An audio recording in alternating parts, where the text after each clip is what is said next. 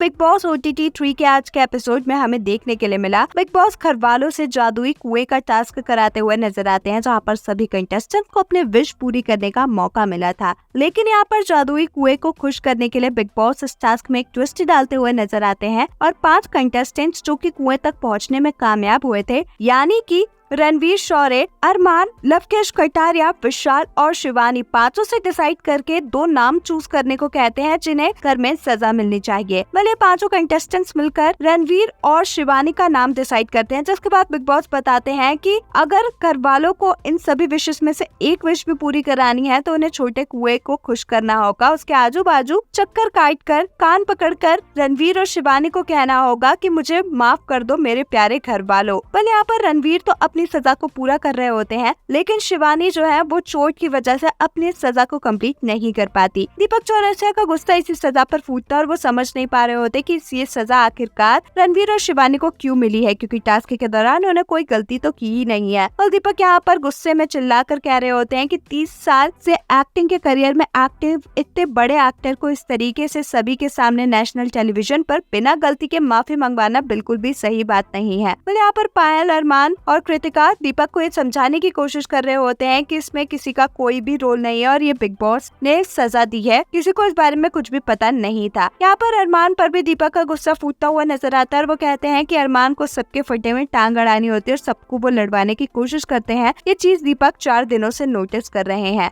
यहाँ पर दीपक जो है वो अरमान पर चिल्लाते हुए नजर आते हैं, जिसके बाद अरमान कहते हैं कि वो यहाँ पर इसलिए बोले क्योंकि उन 5 कंटेस्टेंट्स में से एक वो भी थे जिन्होंने नाम डिसाइड करने में हेल्प की थी। ऐसे में ये उनकी बात है और ऐसा नहीं है कि अरमान किसी की भी फट्टे में टांग अड़ाते हैं, किसी के बारे में कुछ भी बोलते हैं। दीपक की गलत फहमी है और वो पहले दिन से गलत ही चीजें नोटिस कर रहे हैं।